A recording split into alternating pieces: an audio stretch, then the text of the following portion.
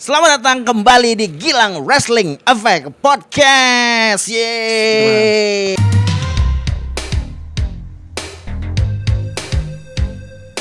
Kali ini spesial sekali. Saya mendatangkan tamu saya yang merupakan teman sejawat partner komunitas Stand Up Indo. Yang mana rekan saya ini merupakan pentolan dari Stand Up Indo Jogja dan dia merupakan wujud dari komunitas itu sendiri. Betul. Teman-teman mungkin yang tahu skena Stand Up Indo nggak asing sama orang satu ini, merupakan komika dari Stand Up Jogja. Kami juga sering beberapa kali bertemu. Kalau kalian ada event stand up di Jogja, orang ini pasti ada di pintu masuknya ya. Betul. Ini dia Mas Sandi Prastowo atau Mas Stan Pras. Yes, terima kasih Bapak Gilang. Iya, terima kasih Mas Stan Pras sudah mau saya undang di podcast yang nggak seberapa banyak yang nonton ini. Loh, saya sangat tersanjung karena diminta oleh Bapak Gilang selaku ketua komunitas fans YIT Indonesia. Jangan ngeklaim Mas, nanti pada komen ini. Tuh kan bener Mas Gilang katanya. Mas Andros ini saya kenal sudah cukup lama guys. Dari dia awal stand up di Jogja dan sekarang sudah jadi pentolan punggawa emang senior di Jogja. Tapi kita tuh sempat beririsan ketika nobar Smackdown di Jogja ya Mas Andros ya. Yes. Ya, waktu itu nobarnya tuh di tahun berapa Mas? Ingat nggak Mas Andros? Tahun kita ketemu di nobar itu. Kayaknya sih antara 2016-2017 ya. Seingatku di tahun segitu. Itu di apa tempatnya garasi itu apa sih namanya tempatnya itu? Aduh, ya gitulah. Pokoknya Aku lupa. Yang aku ingat adalah ada minuman satu pitcher es teh Nitro Leciti itu 17.000 dapat segini. Ya, bisa lama kayak pas bunga itu ya. Bisa lama minumnya di sana. Jadi teman-teman di Jogja itu ada kayak komunitas Smackdown yang nonton bareng setiap pay-per-view, di mana di-download dulu pagi, malam kita nonton bareng-bareng ya. Nah, yang kita tidak tahu bahwa itu adalah ilegal. Zaman dulu mau nonton di mana yang legal Mas? Iya. Betul. Dari dulu nonton legal nggak ada, yang nontonnya ilegal berbareng-barengan lagi gitu. Iya. Gitu. Jadi Mas Anpras juga udah aktif lama di stand up tuh dari tahun berapa Mas kalau boleh tahu Mas Anpras?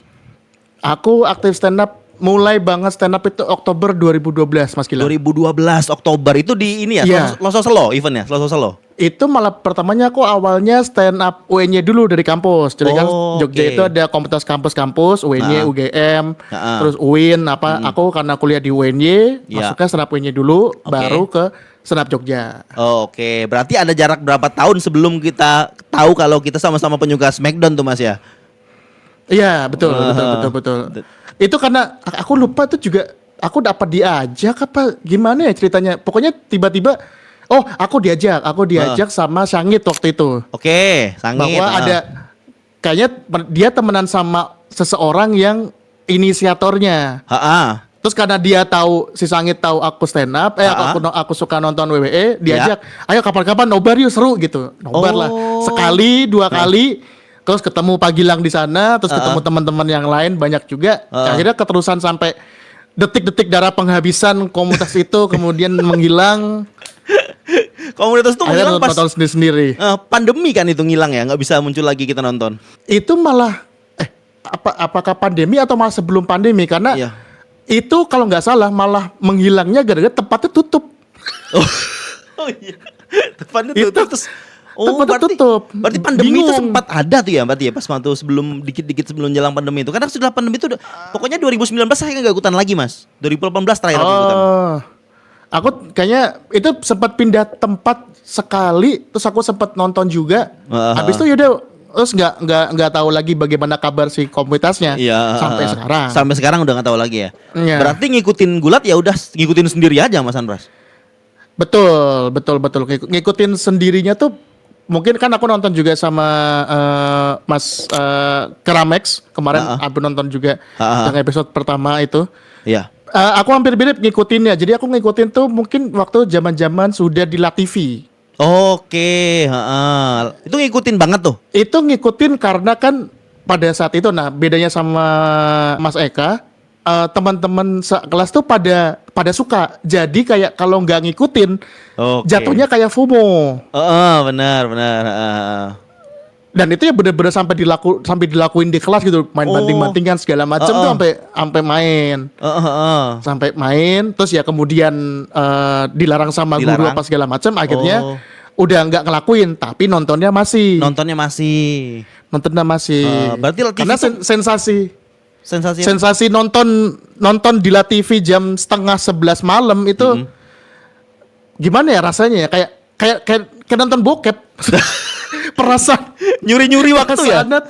Nyuri waktu jam 10:30 malam. Apalagi di La TV itu setelah atau sebelumnya si Smackdown itu ada namanya Komedi Tengah Malam yang emang sketsa tapi jokesnya sensual. Jadi akhirnya ya udah tuh berisian dan segala macam. Ditambah lagi Smackdown di zaman itu kan kalau nggak salah zaman itu tuh masih menonjolkan sensualitas untuk yang si ceweknya. Brian Panties kan era itu tuh.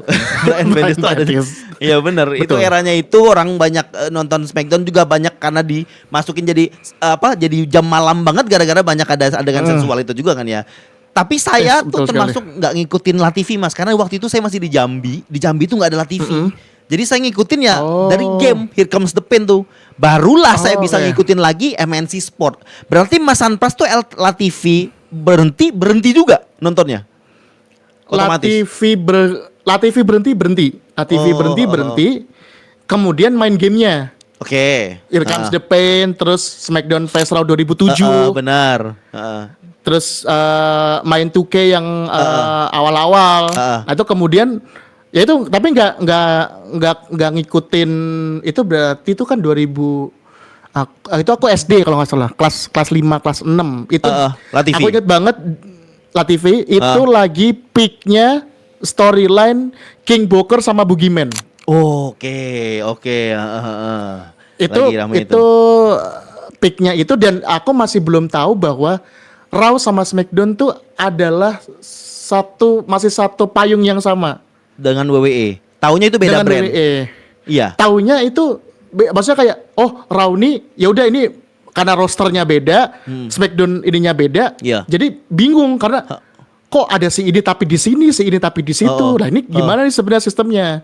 Baru kemudian kuliah baru tahu gitu. Oke, jadi itu jadi Mas Tampar masih berpikir kalau Raw itu beda perusahaan, Smackdown beda perusahaan. Karena emang rosternya beda banget, jarang dipersatuin juga kan ya di era itu. Betul. Sayang banget saya nggak ngalamin era itu Mas, nggak tahu banget bagaimana. Tapi yang paling seru itu, yang paling teringat Mas Anpras di era La TV itu feud-nya siapa selain yang King Booker sama Boogeyman tadi? Yang main eventernya? Mungkin kalau di zaman itu Smackdown kayaknya masih dapat Eddie, terus Benoit masih dapat tuh kayaknya. Masih tuh. Edge itu masih dapat. Nah itu kemudian sebelumnya itu aku taunya WWE itu adalah dari VCD temen. Jadi temen punya VCD bajakan. Bajakan ya.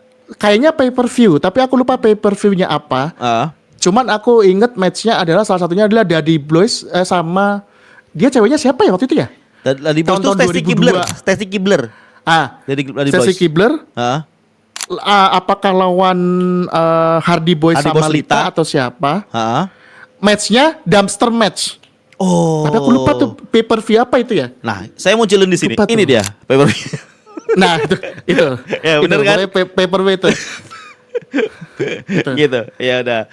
Dan memang dari La TV itu terus berhenti ngikutin game, kayaknya semua orang di Indonesia kayak gitu ya Mas Anpras ya. Karena emang nggak ada akses buat nonton. Gimana lagi kalau mau nonton coba? Ya udah akhirnya nungguin apa yang Indonesia bisa tawarkan, yaitu MNC Sport 2012 baru mulai masuk. Iya nggak? 2012 tuh masuk MNC Sport. Mas, seingat saya tuh saya langganan Indovision 2013 baru saya tahu udah eranya masuk ke The Shield baru debut, Wyatt Family baru debut di 2012-an akhir, 2012-an 2013-an lah gitu. Itu yang saya ingat di era waktu saya mulai ikutin MNC Sport. Mas Anpras sendiri mulai ngikutin lagi setelah La TV terus game, terus di era mana tuh Mas? Saat MNC Sport masih ikutin kah atau di internet aja bagaimana? Nah, MNC Sport kebalikannya aku malah nggak dapet Mas Gilang. Maksudnya era si MSI Sport malah karena ya aku tidak langganan TV kabel, Indovision segala macam. Tapi kemudian di tahun 2012-2013 aku masuk kuliah, kemudian memanfaatkan internet kampus. Karena kan UNY itu dia punya warnet yang khusus mahasiswa. Internetnya cepet, cuman 1.500 per jam. Dan dia 24 jam dan kadang suka kayak ya udah sekali ngerjain tugas. Ya udah deh, udah bayar 6.000 4 jam nonton apa ya? Nyari terus keluar. Wah, ini dulu yang aku tonton di nostalgia segala macam. Di tahun 2013, 2014 nontonin. Wah, sekarang udah beda banget nih dari zaman yang dulu.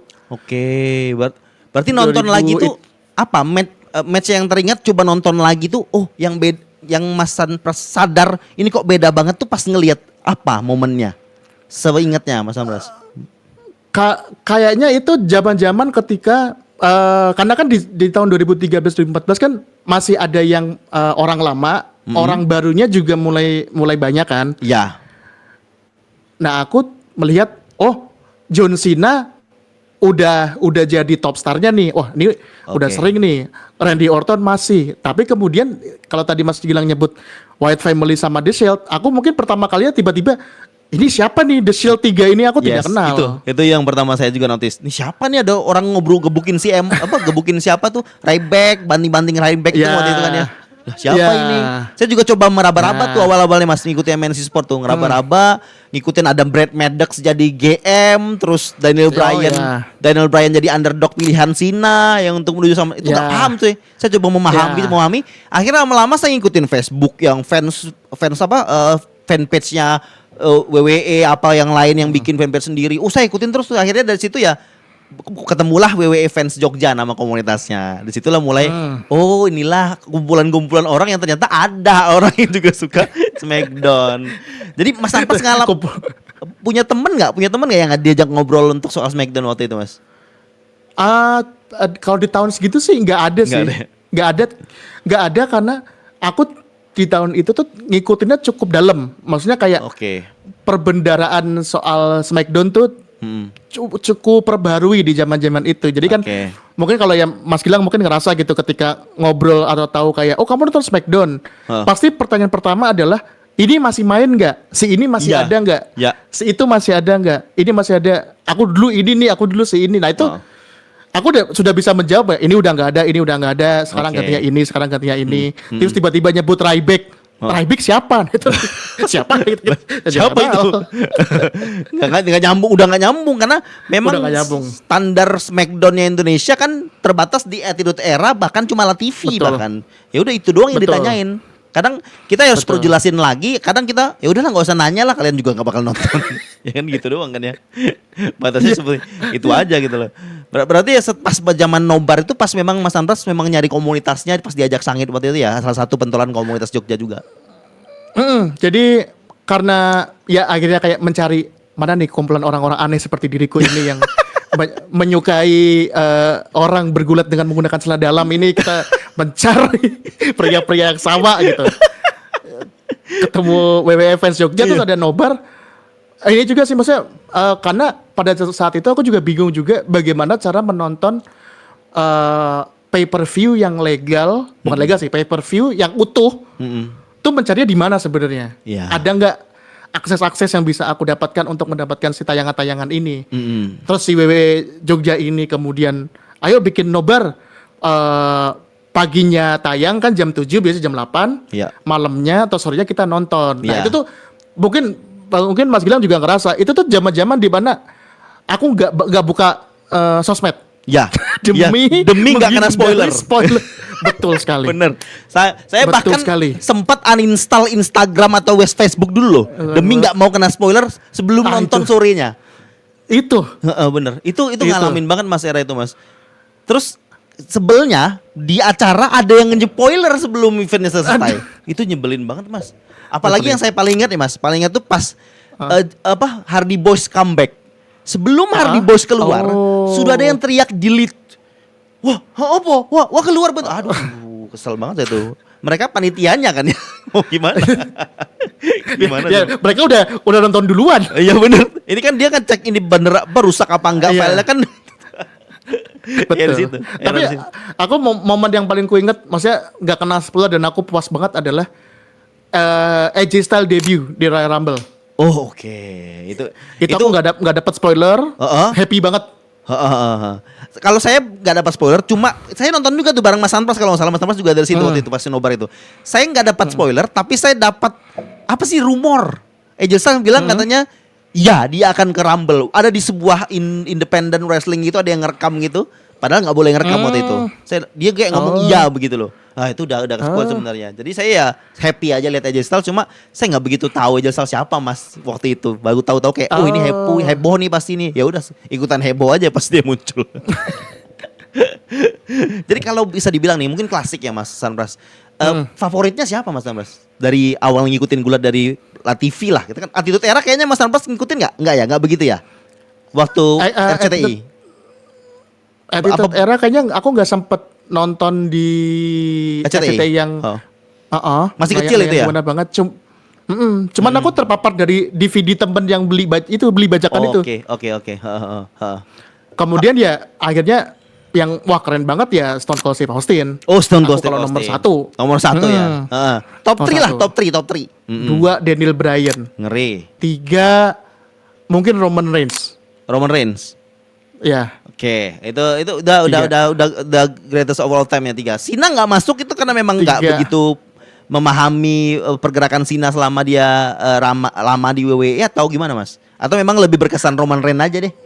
Cena itu aku mulai bisa mengapresiasi menuju akhir karirnya. Oh, ya baru bisa meromantisasi bahwa beneran dia memang adalah seorang kambing sejati, greatest of all time, GOAT, the GOAT gitu. Karena di zaman itu maksudnya ya apa ya, karakter John Cena adalah karakter yang anak-anak suka gitu. Anak-anak dan perempuan suka gitu. Maksudnya ya udah the real baby face ya John Cena gitu. Iya. Nah aku bisa menikmati itu ya ketika dia jadi Dr. Thuganomics. Kemudian yang heel kemarin sebenarnya aku seneng. Oke. Berarti heel run itu termasuk yang berhasil kah? Menurutku ya. Sukses. Menurutku ya. Oke. Menurutku ya. Untuk refreshment melihat Cena yang heel. Karena kan di sepanjang dia yang harusnya mungkin dia bisa heel, dia nggak heel. Oke. Tapi dia heel di saat ini kesannya kayak ya udah mumpung terakhir heel deh gitu. Oke. Dia seneng ya. Heel deh.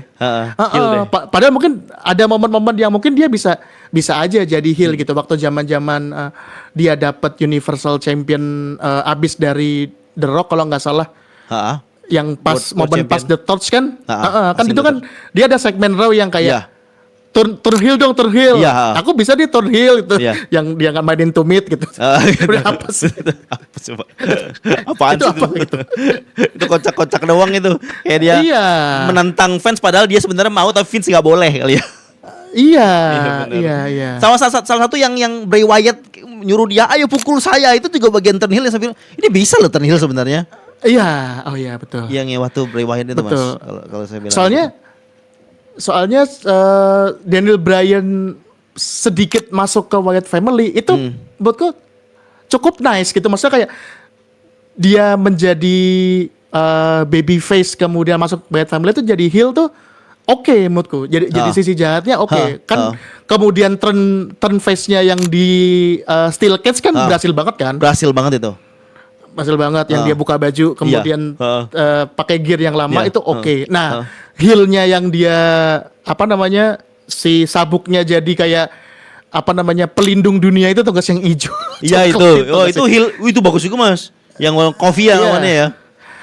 Yang lawannya Kofi. Nah itu kan kemudian di-establish jadi sebuah heel. Oh ternyata bagus juga sih Daniel Bryan. Tapi mungkin Mas Pras tahu juga waktu Daniel Bryan heel itu kan salah satu penolakan Vince kalau Bryan itu nggak bisa jadi main event WrestleMania. Tapi fans kan pengennya dia. Jadi akhirnya di turn face-in lagi setelah baru sebentar masuk Wyatt Family. Tapi bagus jadinya, ya kan eksekusinya. Bagus.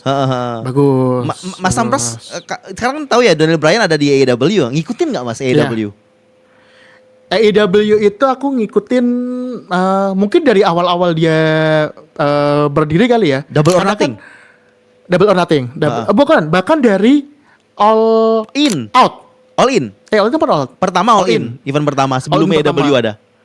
Ya, yang apa namanya? Pokoknya di orang-orang tuh pesimis bahwa sebuah acara wrestling bisa menghadirkan sekian ribu penonton dalam satu malam. Yes. Atau aku ngikutin tuh campaign-nya si Young Bucks dan Cody Rhodes tuh untuk kayak nih bisa nih. Aja kan aku suka AEW dalam artian bahwa WWE tidak memonopoli pasar wrestling di dunia.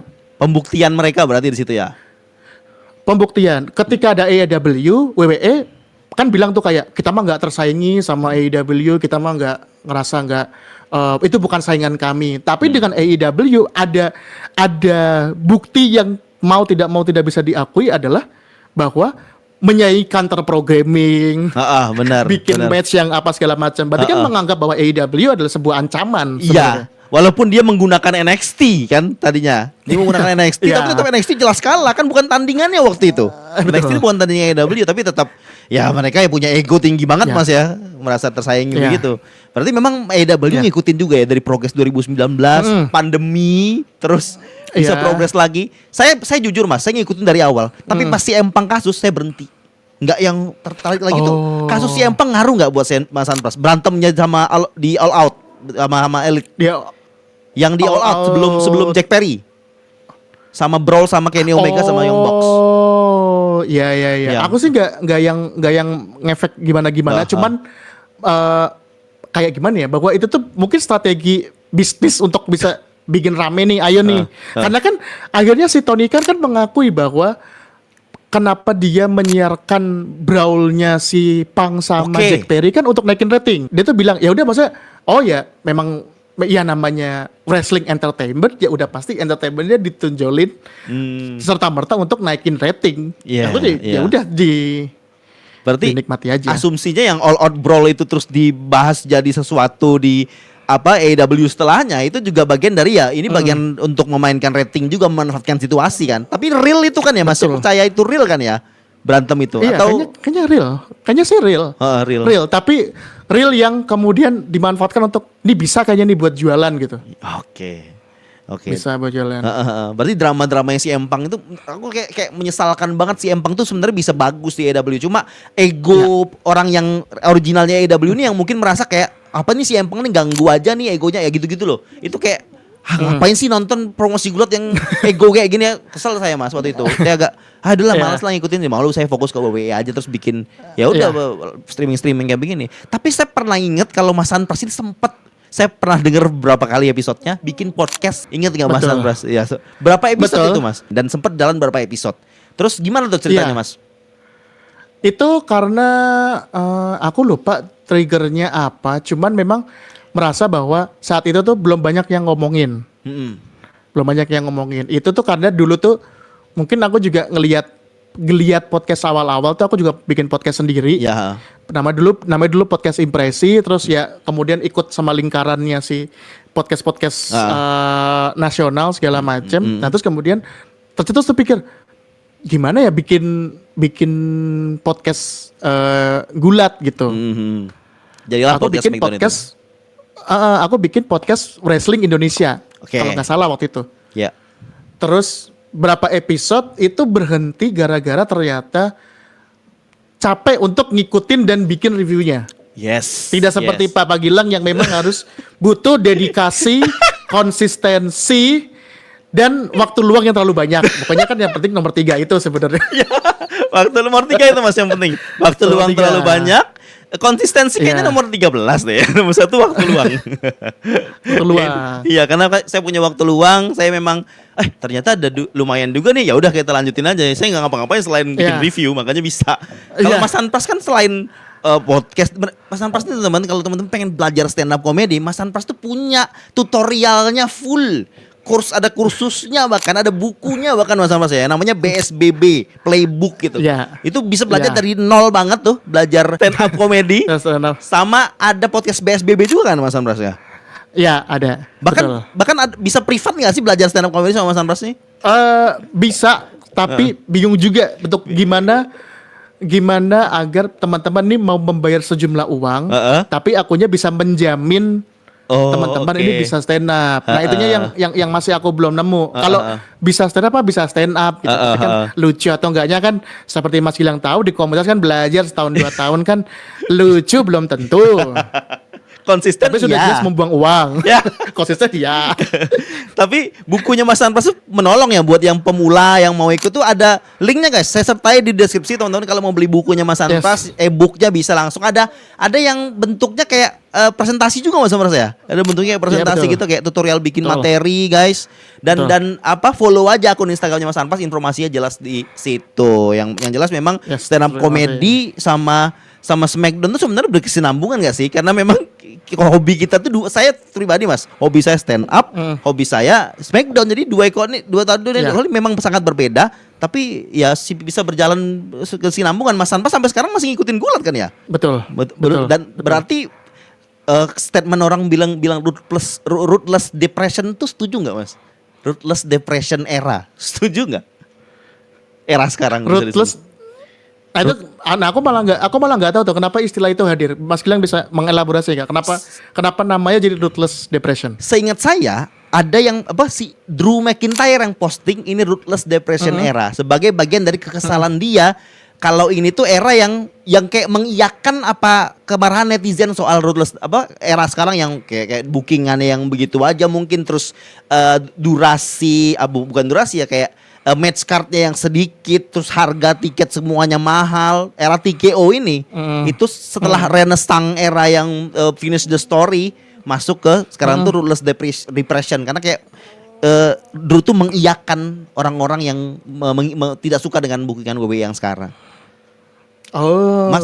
Mas Anpas termasuk yang setuju nggak suka dengan booking yang sekarang atau bagus-bagus aja sih, saya enjoy aja sih gitu. Kalau aku sih Mas Gilang rasanya memang ada penurunan, ada penurunan. Tapi kayaknya memang diperlukan. Kayaknya memang diperlukan bahwa mungkin orang-orang yang ngikutin dari lama tuh pasti merasakan era-era Smackdown Raw 2009 2010 pasca Ruthless Aggression era. Ruthless Aggression era kan mungkin orang-orang menyebutnya wah ini oke nih. Lumayan oke. Nah, ketika masuk ke era 2009 2010 di mana banyak jobber aneh apa segala macam di era itu, ya itu mengalami penurunan. Nah, ketika kamu sudah mengalami penurunan, tidak mungkin kamu akan lebih turun lagi, pasti akan naik. Nah, finish the story itu peak. Itu udah nggak susah untuk mau di top of that lagi, di improve lagi udah nggak bisa, harus turun memang. Memang harus trennya memang harus turun. Trennya memang harus turun berarti ya memang kayaknya memang teranalisa seperti itu dan pasti setelah turun ini apakah ini sudah sampai turun banget atau memang masih bisa turun lagi nih? Harusnya masih bisa turun lagi. Masih turun lagi berarti ya. Mungkin masih turun lagi. Nah, kemudian ketika si orang-orang ini sudah kemarahan dan ya dalam tanda kutip memboikot secara beneran, maksudnya gini, kan orang wah TKO nih tiketnya mahal banget apa segala macam. Kemarin tuh aku lihat WrestleMania tuh berapa belas ribu untuk seat terdepannya. Yes. Selama orang masih beli ya TKO ya lah masih beli bang apa? Selama merch dijual masih dibeli mah ngapain aku mengganti match card, mengganti roster mah ngapain. Tapi ketika itu udah nggak dibeli, penjualan menurun, udah mulai sadar ini ada yang salah nih. Baru nih kita naikin lagi nih, kita berbenah segala macam. Karena memang orang yang banyak protes orang yang nggak beli kan ya. Iya betul. Apalagi mereka nyebut loh, Nikan tuh nyebut ini trennya masih akan naik nih, harga tiketnya nih bakal naik terus karena demand-nya banyak, apalagi main internasional yang mana jarang-jarang datang ke sana setahun sekali. Pasti mas. Kayaknya menurut saya masih 2-3 tahun lagi tuh masih akan naik terus sampai mungkin memang titiknya yang sudah mulai turun banget gitu kali ya. Untuk justru yang mungkin yang WWE rasakan mungkin kayak TKO masih ngerasakan ini ada peningkatan mas, bukan penurunan justru. Iya betul. Lah gimana enggak coba? Maksudnya kalau dari sisi bisnis dibeli Netflix, terus ESPN. Lah kalau ini masih dibeli kan masih laku. Masih laku ya benar. Masih laku. Lah iya. Kalau dibeli kan masih laku. Ada Benar. orang mau beli pasti masih laku. Iya. Misalkan ESPN udah nggak perpanjang kontrak, Yes. Netflix udah nggak perpanjang kontrak. Itu Yes. baru tuh kenapa tidak ada yang beli kami? Iya. Sadarlah. Apakah kami sudah tidak laku, sudah Iya, tidak benar. attraction? Ya. benar, Baru benar. berbenah. Nah, tapi kan kita lihat di 2025 ini sangat mengandalkan John Cena, Mas Andras. Setuju kan ya? Betul. So, John Betul. Cena banget. Apa yang TKO lakukan tanpa John Cena nanti, Mas? Setelah John Cena bener-bener lepas nih. Emang apa yang bisa mereka tawarkan lagi setelah itu? Kan mungkin cuma Cody doang, bukan gimana-gimana against Cody ya. Nggak sebesar itu Iya. Cody itu. Betul. Betul. Roman munculnya cuma sekali-sekali part-timer doang. Lah gimana?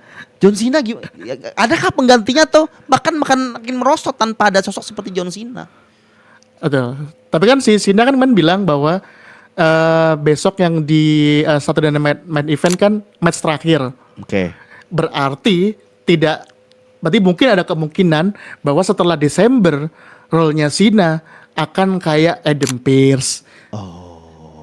Akan kayak Nick Aldis muncul. Tapi kan role-nya Beda. entah tapping, entah apa, tetap jadi attraction. Oke. Nggak mungkin kayak tahun depan kan ada backlash masih luar Amerika. Iya. Pasti akan si Riyadh season nih juga pasti akan ngebeli segala macam. Benar. Tidak mungkin tidak mengandalkan orang-orang ini dan orang-orang selainnya untuk Iya.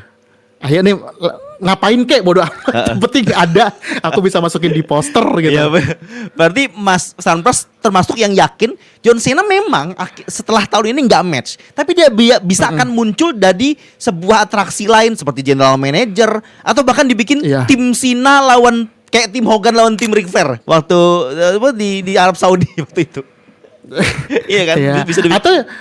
Atau main-mainan yang tim Cena versus Time Authority lagi itu bukan nggak mungkin lagi loh. Iya, bisa aja tuh. Bisa aja ya. Melawan mungkin misal ya lawan GM-nya sekarang gitu. Ya. Mau apa segala macam terus ya John Cena jadi si GM-nya kan maksudnya Kurt Angle kemarin Ya, kan benar, jadi Kurt Angle sempat benar. jadi GM-nya itu masih ada kemungkinan dan Kurt Angle aja tiba-tiba bisa jadi anggota ketiga The Shield kan. Yes. Yes. Aneh banget itu. Maksudnya Aneh pasti akan mungkin dan kayaknya untuk ukuran orang se-fit dan se-healthy Cena Iya. tidak mungkin dalam masa depan tidak ada match-match impromptu Keterlibatan. lagi turun atraksinya Ya. John Cena main lagi gitu. Oke. Orang Patut Ric Flair apa? Ric Flair aja kan yang abis kena sama Shawn Michael yang di WM itu Benar. baru benar-benar retire kemarin. Iya benar, Ric Flair last match itu. Itu match paling mendebarkan nyawa taruhannya loh itu. Ya itu baru kemarin. Berarti kita patut bersedih nggak Cena last match? Biasanya orang pikir, pasti akan nangis banget nih, apalagi yang teman-teman yang di chat saya itu kali, ini bakal nangis nggak bang? Bakal nangis nggak bang? Kalau saya bilang kayaknya nggak bakal senangis itu kayaknya. Tapi karena keyakinan seperti ini, patut nangis, patut bersedih nggak kalau ini match terakhirnya? Karena mungkin akan muncul lagi keyakinan Mas Amras nih. Mungkin sedihnya tuh lebih ke meromantisasi situasi bahwa John Cena ini mungkin tidak akan seaktif dulu dan Oke. meng-carry WWE selayaknya dia di masa-masa prime-nya gitu. Oke. Mungkin bener-bener ya udah deh ini emang kita nikmati retirement turnya Cena, lawannya siapa kita masih belum tahu siapa pada akhirnya dan udah mungkin juga jadi momen pass the torch kayak Rock ke Cena waktu WM27 ya. Yang dia dapat dari Rock yang momen si The Rock angkat Cena terus itu kan dia pass the 29 torch ke Cena. 29. Oh, 29 ya? 29. Oh 27 dia kalah. Iya, 28 dia once in lifetime, 29 ngulang lagi sekali lagi. Twice in lifetime. 29. Nah itu kan once in a lifetime kan kesana kan. Ini pertama satu-satunya dan terakhir. Ya. Tertipu. Ternyata ada. Oh iya. Itu marah banget sih emang tuh. Gara-gara itu tuh. Dia harusnya jatah dia tahun 29 harusnya jatah dia tuh, tapi ternyata Vince maunya Rock lawan Cena lagi. Ya udahlah. Kesel banget dia pas itu. Iya. Dan bisa aja kayak ketika besok Saturday Night Event ininya bagus, penonton maksudnya streamingnya juga oke dan segala macam. Waktu dia inductee katanya kan isunya kan dia headliner inductee di 2026 kan? Ya, katanya. Kalau Hall of Fame-nya bisa aja kan maksudnya di itunya ntar dia di apa namanya di challenge sama siapa besoknya WM main. Ya. We don't know. Itu ya kita nggak tahu. Iya, namanya TKO bisa melakukan apa aja untuk apalagi Arab Saudi ya. Ya, Begitu, betul. apa aja bisa. Ini Mas mungkin pertanyaan agak personal berandai-andai ya Mas Ambras ya. Mas Ambras tuh fans gulat juga suka lama pasti punya mimpi untuk nonton langsung. Ini dari banyak nih event WWE yang sudah pernah terjadi. Kalau berandai-andai Mas Ambras pengen nonton langsung tuh event apa mungkin yang paling membekas dari semua event WWE yang pernah Mas Ambras tonton di layar, tapi kayaknya saya pengen event ini nih, saya pengen nonton langsung bagaimana kejadiannya, menyaksikan langsung di tempatnya. Oke, berarti event lalu atau event depan? Event lalu berarti kan sudah lewat ya. Oke, event lalu pengen nonton. Yes. Mungkin yang kalau bakal pasti akan membekas WM30 sih. Ah, yes. Momen ini ya break the streak ya. Break the streak, Daniel Bryan dapat champion. Oke. Itu sedihnya dapat, happy euforia dapat tuh. Yeah. Waktu mungkin pulang dari situ bisa happy terus kayak yaudah komplit aja gitu sebagai fans WWE terus. Jadi menyaksikan underdog karena kan Daniel Bryan kan bagi orang-orang mungkin di Amerika dan segala macam tuh mungkin representasi dari mereka yang tidak punya power tapi dapat dukungan orang banyak, akhirnya menggapai mimpinya itu kayak udah komplit aja. Jadi kayak sudahlah tidak usah hidup saya tujuan hidup saya udah selesai sebagai fans WWE, saya berhenti nonton WWE gara-gara sudah dapat momen itu. Udah. Makanya aku bisa paham Daniel Bryan ke AEW. Oke, karena sudah komplit. Di WWE udah dapat pick. Udah. Oh iya benar. Apa yang mau aku kejar lagi? Aku sudah dapat sabuk paling prestisius di perusahaan ini dengan cara yang paling dramatis. Aku lawan CEO-ku di round pertama. Round kedua aku triple threat lawan orang yang pernah ngambil sabukku secara tidak wajar. Iya. Karena kan Orton dapat sabuk SummerSlam itu waktu SummerSlam yang di screw sama si Triple H. Yes. Aku lawan Batista. Aku udah komplit. Gila itu momennya memang. Udah. Absolute ending lah untuk fans WWE di situ ya. Mas Ambras waktu nonton itu di mana Mas? Nonton WrestleMania 30 itu? Di rumah kah atau nobar bahkan? 30 kayak nobar deh. Oh, saya ikut nonton juga berarti. Tempatnya tuh kayak ada kolamnya enggak sih di tengah itu? Itu ada kolamnya di tengah, kolam ikan gitu terus lesehan gitu nontonnya. Seingatku itu sama 30 di situ Mas. Mas Ambras nonton juga berarti? Betul. Iya. Oke. Itu nobar momen kita bersama itu berarti nonton. Soalnya aku yang ikut banget adalah kita shock bareng. Iya. Undertaker. Wah, iya itu. Waduh, kok enggak nyangka sama sekali kan, Mas. Itu nyangka. Bener-bener enggak ketebak itu. Enggak ketebak kok Lesnar. Saya tuh termasuk yang enggak setuju Lesnar yang orang part-timer yang ngalahin Undertaker, Mas. Iya. Kok Lesnar lo? Kan banyak orang-orang Edge yang sebelumnya aja enggak dikasih, kok Lesnar dikasih part-timer? Wah, itu. Tapi ya mau gimana Vince memutuskan, Undertaker juga enggak suka Mas sekarang. Betul, tapi pernah lihat ini enggak ceritanya dari sisi Paul Heyman enggak? Oh, terkait itu. Saya lupa ingat. Mungkin Mas Ambras bisa ceritakan. Iya, jadi si Paul Heyman kan saat itu masih jadi manajernya Brock Lesnar. Ya. Terus ditanya, gimana soal si strike-nya Undertaker?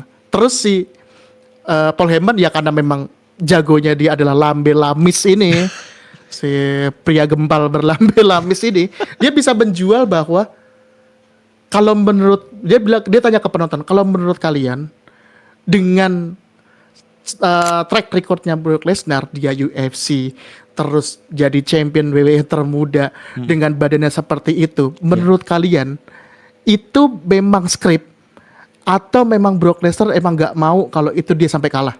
Nah itu kayak wah shit.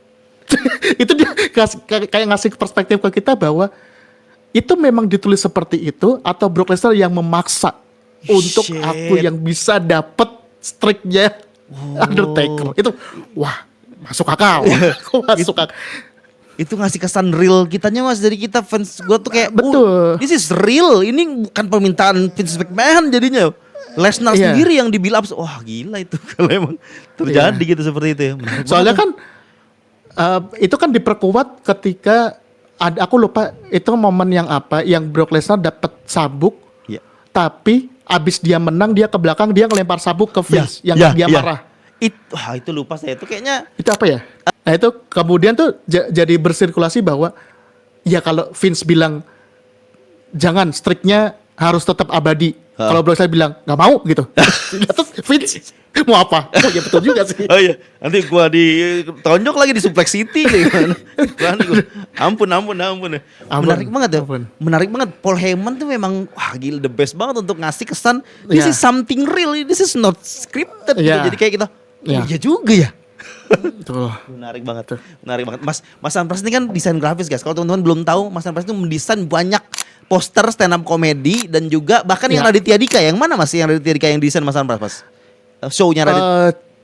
Cerita Sialku guys. Kalau kalian tahu itu yang desain Mas Anpras. Mas Anpras ini juga ada jasa desain juga Mas ya. Kalau misalnya ada yang mau bikin event stand up apa gimana, dan banyak event-event lainnya yang Mas Anpras desain. Nah kalau berhubungan dengan WWE, ada kan poster-poster WWE yang pasti Mas Anpras tuh kayak, oh ini bagus sih dari segi desain dan favorit Mas Anpras. Yang paling diinget apa, yang paling Mas Anpras suka? Poster pay-per-view.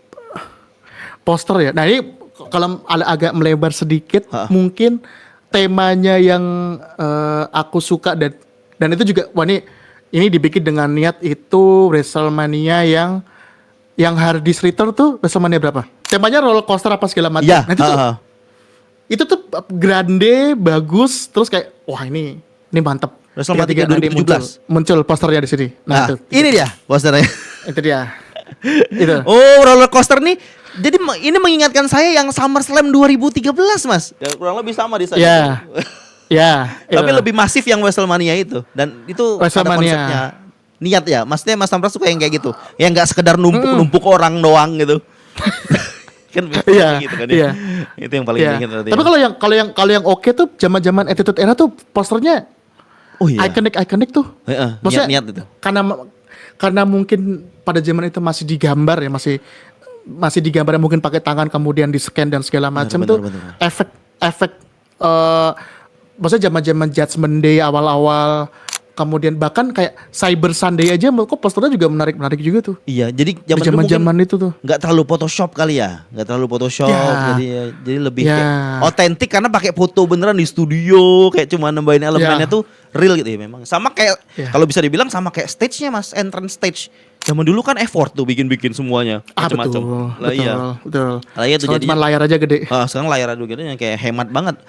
Pay-per-view AEW masih ada effortnya loh bikin stage loh pay-per-view. Betul. Kemarin yang itu. Ya, kayaknya ngobrolnya bisa lebih panjang lagi Mas, tapi mungkin terbatas waktu. Saya mau ngajak main-main dulu sama kayak Mas Eka kemarin. Kita ada permainan Mas. This or that. Kasih why sedikit. Kasih alasan sedikit.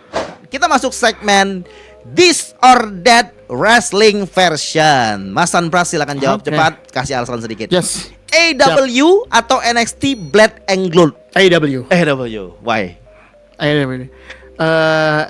NXT Black and Gold itu mungkin hanya secuil dari kesuksesan AEW. Oke, nice.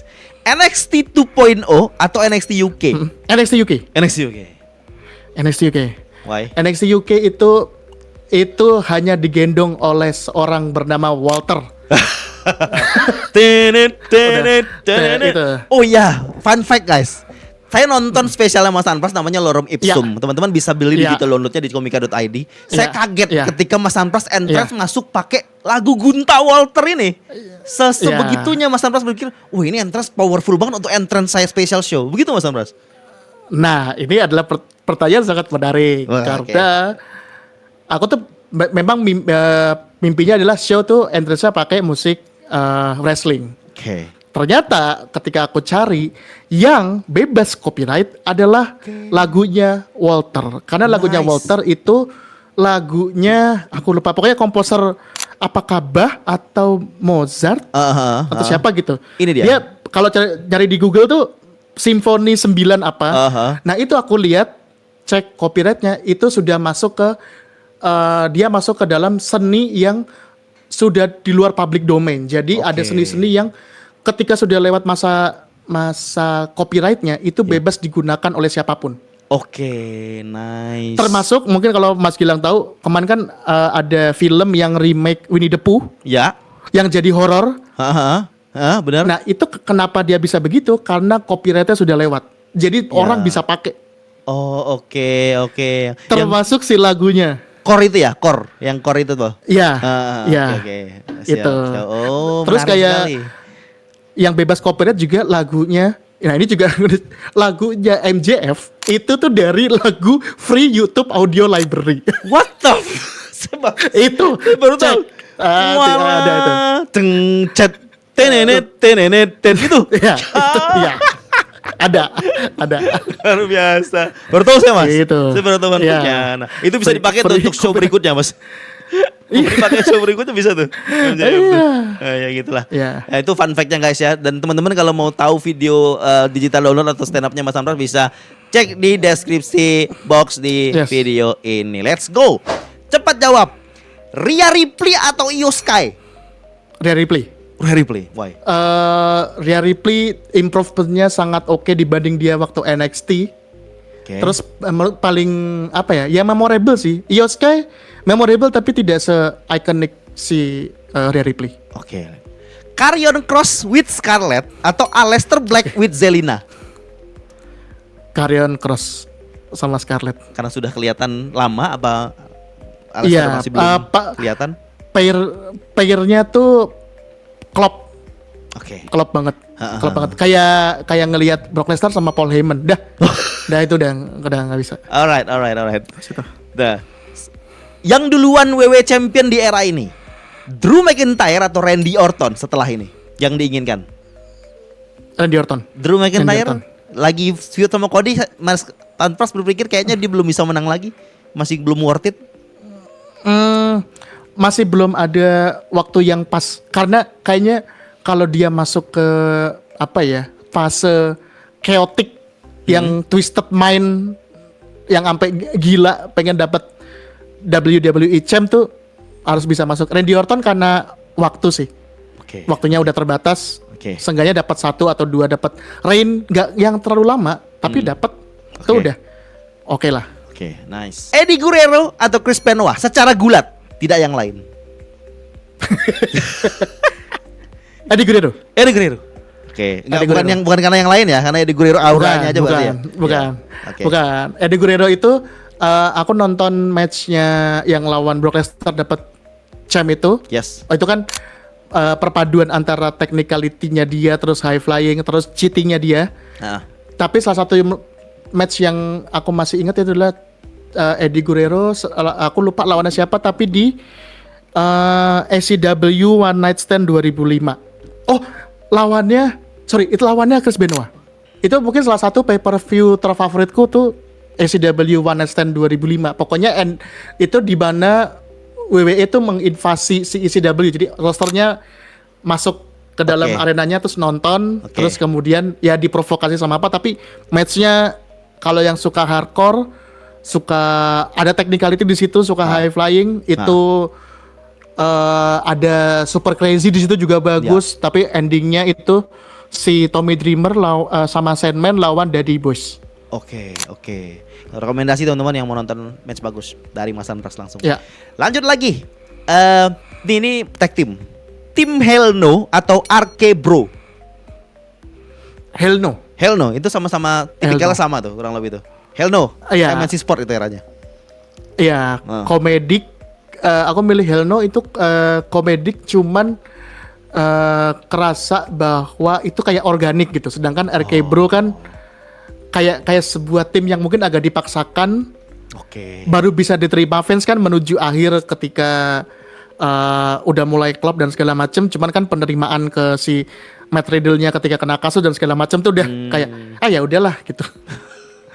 Alright. Normal match atau no DQ? Normal match apa no DQ? No DQ. Lebih ke tidak mungkin ada momen DQ. Maksudnya kan sebagai fans keluar kan pasti pas banget. Ini misal kayak katakanlah Bronson Reed gitu, misal lawan si Empang, itu kayak nggak mungkin si Bron Breakker nggak ada tuh, kayak nggak mungkin gitu. Pasti mengganggu dalam hal apapun gitu. Tapi ketika no DQ ya udah kayak ya no DQ. Kalaupun ada intervensi ya balas intervensi aja udah. Oke, nice. War Games atau Blood and Guts? War Games atau Blood and Guts? War Games sih. War Games karena lebih sering lihat War Games. Blood and Guts tuh beberapa momen terlalu sadis. Alright, paham saya. Memang terlalu sadis. Saya juga yang itu yang Swerve Strickland itu Steel Cage, Mas. Suntikan? Itu Steel Cage sama lawan Hangman Steel Cage apa gitu loh, kayaknya ada bukan Blood and Guts setahu saya itu. Itu main event. Blood and Guts itu. Blood and Guts tuh kayak garpunya Moxley. Terus pecahan kaca. Terus siapa sih Jack Perry diikat di dindingnya itu, diajar habis-habisan gitu. Gitu. Iya, yang terakhir juga ya aku agak cukup ngilu tuh ngeliat cuplikan Blood and Guts yang kemarin. Itu ya kalau suka yang memang dalam tanda kutip beneran real ya si Blood and Guts gitu. Cuman kan ketika War Games tuh momen momen diumumkannya War Games, terus kemudian ada surprise di sana kayak waktu di zaman NXT tuh Kevin Owens balik pakai tim lamanya. Itu juga salah satu yang terbaik ya. Io Sky lompat pakai tong sampah. Itu kan maksudnya brutal tapi tidak sadis. Yes. Banyak orang merasa kayak saya beberapa poin juga nggak nyaman, Mas. Yang suntikan itu kan kalau AEW kan brutalnya kayak kebangetan gitu loh. Nyemplungin Darby Allin ke akuarium tuh juga kayak terlalu berlebihan, Mas. Obeng juga menurut saya terlalu berlebihan. Obengnya Kyle Fletcher itu nggak suka saya, Mas, sebenarnya. Ya agak nggak nyaman aja. Cuma ya itu yang AEW bisa tawarkan yang WWE nggak bisa. Betul. Ada berapa lagi nih, Mas? Kita jawab aja ya. Shane McMahon atau Stephanie McMahon dalam role mereka di WWE selama ini di in frame. Stephanie lebih ngaruh ya. Lebih mungkin lebih kelihatan juga. Shane McMahon tuh hadir untuk refreshment aja. Tapi kalau kayak match kan banyak yang memorable. Gitu. Dia lawan Kurt Angle. Terus dia waktu lawan Vince. Yang lawan Vince yang tiba-tiba ibunya diri. Tahu gak sih? Tahu itu. Ada tuh. Itu apa itu? WrestleMania mana lupa saya tuh. Ya, itu WrestleMania. Aku belasan tuh kalau enggak 17. Ini mungkin sulit nih. CM Punk return Survivor Series atau Brock Lesnar return SummerSlam? Gampang CM Punk Survivor Series. Why segampang karena memang merasa Brock Lesnar gak layak kalau untuk balik lagi, atau Mas Ampras di posisi yang mana nih? Betul, karena aku tuh tidak menyangka itu bakal langkah itu yang akan dilakukan TKO untuk menaikkan rating, yaitu mengembalikan Brock Lesnar. Karena aku juga cukup ngikutin si kasusnya Brock Lesnar dan Vince kan, itu kan sebenarnya kan satu kesatuan kan. Accusation yang dari mantan pegawainya WWE, dan aku maksudnya kayak ini kayaknya nggak mungkin balik sih. Dan ketika balik tuh nggak kaget tapi lebih ke kecewa. Ya gitu, maksudnya kayak harus banget gitu. Ada sih si Brock ya. Tapi kalau untuk kaget mah kaget, cuman kayak ya elah gitu. Iya benar. Sip, mantap. Lanjut lagi, Mas. Cody lawan Roman lagi atau Cody lawan Lesnar lagi? Kayaknya menurut saya WrestleMania tahun depan ini arahnya ke situ loh, nanti salah satu mungkin aja. Kalau untuk tahun depan kayaknya Cody lawan Lesnar yang masih masuk akal. Berarti lebih akal. Milihnya itu, Mas Amras. Betul, kecuali di Survivor Series besok, Roman's turn heel. Nice dream. Bisa berpikir seperti itu. Mengganti Seth Rollins. Alright. Jadi kepalanya Vision kembali ke Heyman. Nanti mungkin ujungnya adalah entah WM 2 tahun lagi atau 3 tahun lagi, main eventnya adalah Roman versus Seth Rollins. Let's go. Terakhir Mas Sampras untuk Disordered ini. Ya. Komedi lah. Untuk di WWE itu kan pasti ada kesan komedinya ya. Menurut Mas Sampras yang komedi terbaiknya itu, pelawak terbaiknya WWE itu R-Truth atau Santino Marella? Santino Marella. Why? Bukan R-Truth. Enggak. Bukan. Karena R-Truth itu harusnya pegulat oke. Alright. Nice. Harusnya pegulat oke. Bahkan aku lihat Royal Rumble keberapa ya? Itu aku lihat udah ada R-Truth. Udah ada R-Truth udah main. Namanya Quick atau siapa gitu. Quick. Setahu saya pernah saya pakai Quick di game apa gitu WWE punya tuh, lupa saya. Tuh Pesus Raw atau Pesus Quick Mas ada dulu tuh. Quick iya. Dia masuk ke Royal Rumble tuh dibilangnya ini rookie gitu. Dan secara tampilan dan apa namanya itu tuh kayak mungkin bayangannya kayak John Cena waktu masih the prototype gitu. Zaman-zaman sebelum dia Dr. Tuganomics. Ini jadi keren, kemudian jadi lawak tuh ya mungkin dia suka ya. Tapi build-nya tuh sebenarnya kayak bukan build lawak. Gimana ya? Santino Marella kan bahkan debutnya aja kan ini nih penonton siapa yang bisa lawan Umaga gitu kan. Siapa yang mau lawan Umaga gitu. Masuk Bobby Lashley interrupt si Santino Marella dapat si apa namanya Intercontinental dari Umaga. Nah jadi kan kayak bukan dibuild sebagai pegulat bener kan. Itu orang sih. Sudah pelawak dari awal ya. Udah pelawak dari awal. Terus ya momen-momen John Cena terus kemudian dia jadi cewek. Royal Rumble cuman sedetik. Yes. Terus nggak lama dari situ Royal Rumble top 2 sebelum dia dikeluarin dari Rio. Iya. Maksudnya kan kita tidak berekspek gitu. Tidak mungkin orang ini jadi main eventer gitu. Ini orang kocak, tidak mungkin. Jadi pure pelawak sejak awal ya Santino Marella. Jadi makanya Mas Prampas berarti Santino Marella lah. Betul. Beda jadinya kalau misalkan Santino Marella main di promotor lain. Kalau mungkin Mas Gilang tahu tuh ada promotor dari Inggris, aku lupa namanya dia. Itu sempat top face-nya dan top championnya itu pelawak. Maksudnya gulat lucu. Oh oke. Namanya Grado. Itu Grado tahu saya Mas, Grado. Ya, dia kan gempal anak mami. Niruin The Rock. Lagu entrance-nya pakai lagu Madonna. Yes. Di event Excalibur WrestleMania mereka menang lawan Drew McIntyre. Kok bisa? Mungkin kalau Santino Marella di situ mungkin dia bisa jadi main eventernya ya kali ya. Iya, bisa jadi. Bisa jadi. Berarti memang berpikirnya ya berarti Arthur tuh sebenarnya lucunya tuh karena memang dia udah nggak kepake lagi terus lucu terus jadi komedi, bukan Santino Marella yang sejak awal this is pelawaknya gitu loh. This is pelawak, menarik. Beberapa insight-nya beberapa insight dari Mas Anpras malah saya baru paham Mas Anpras. Jadi mungkin perlu banyak ngobrol ke podcast sama fans yang lebih tahu daripada saya sebetulnya. Mas Anpras, kenapa nggak lanjut konten gulat aja sih Mas Anpras? Karena memang nggak ada waktunya ya untuk review ya.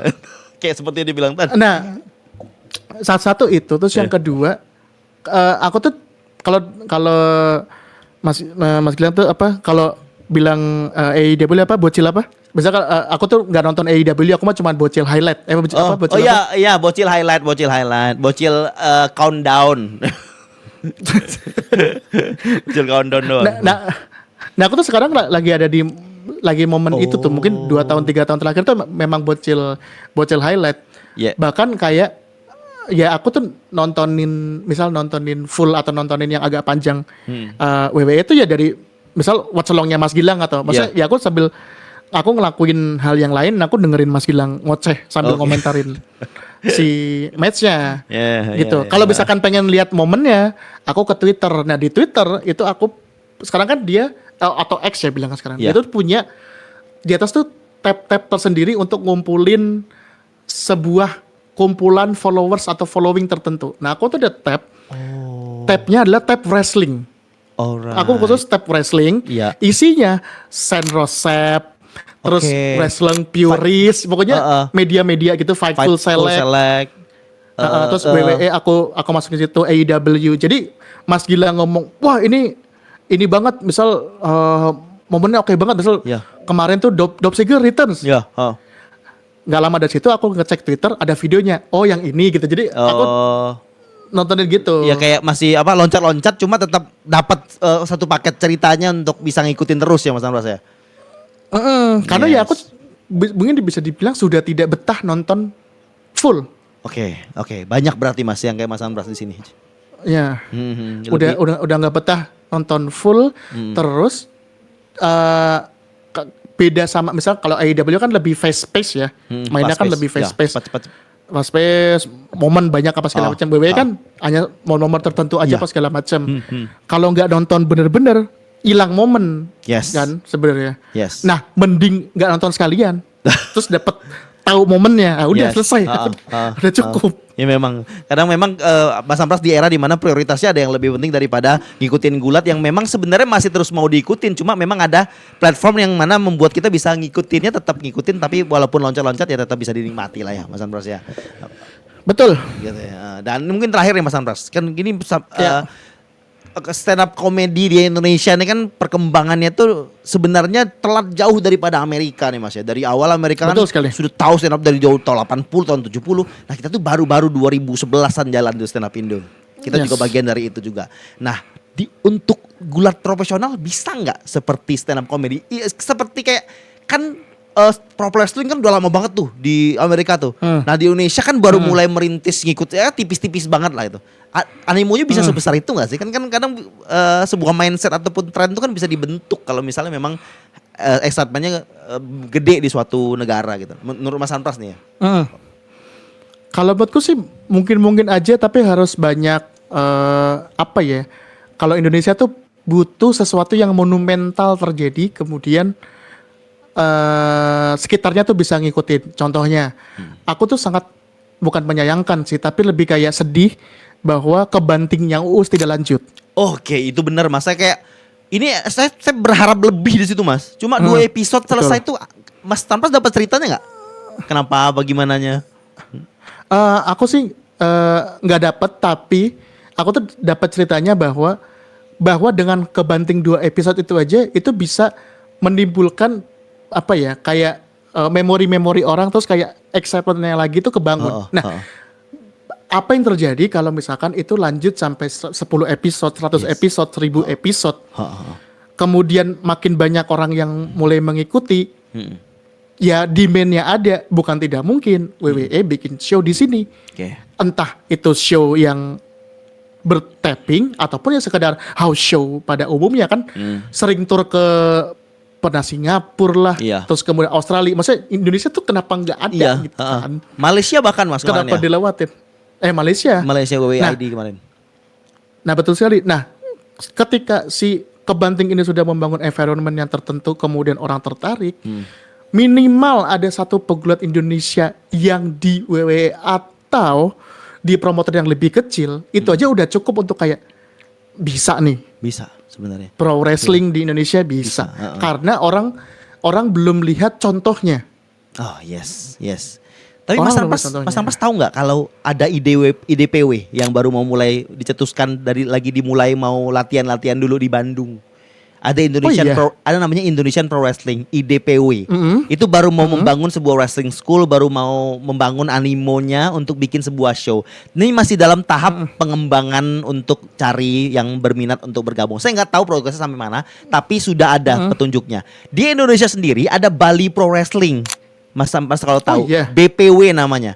Itu sudah mau rilis event Juli. Yang main Hoholun. Tahu Hoholun nggak? Hoholun Hong Kong. Ini yang dia di itu Cruiserweight Classic. Cruiserweight. Yes. Dia main tuh Mas di Bali besok Juli. Itu lawan pegulat Malaysia. Tapi Bali Pro Wrestling itu cuma event yang isinya pegulat Asia Tenggara kayak Singapura, Malaysia. Itu doang isinya. Jadi Indonesia belum ada. Mungkin mereka lagi rintis. Susah memang untuk rintis karena harus latihan dulu Mas ya. Untuk nyampe ke level bisa bertanding itu kan latihannya susah. Betul, sama harus ada minimal satu yang terkenal dari setengahnya yang orang Indonesia tahu gitu. Jadi tapi memang ya sulit gitu. Yes. Artis WWE-nya. Maksudnya katakanlah misal Bali Pro Wrestling gitu, Pro Wrestling di Bali gitu. Tiba-tiba gitu maksudnya kayak ngundang Rey Mysterio aja. Satu Rey Mysterio aja. Iya. Datang, nggak usah main. Nggak usah main. Datang aja. Rey Mysterio appearance gitu. Iya. Datang dia kayak yang dia di Triple A kemarin yang terima kasih sudah datang. Ini adalah sejarah monumental baru bla bla. Iya. Gitu aja.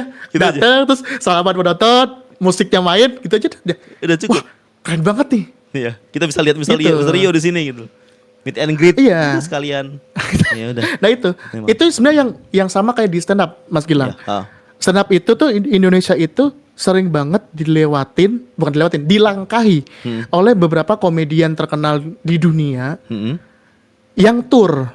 Oh. Jadi misal Kevin Hart cuman ke Singapura, Malaysia, abis itu ke Australia, Indonesia Iya. dilewatin.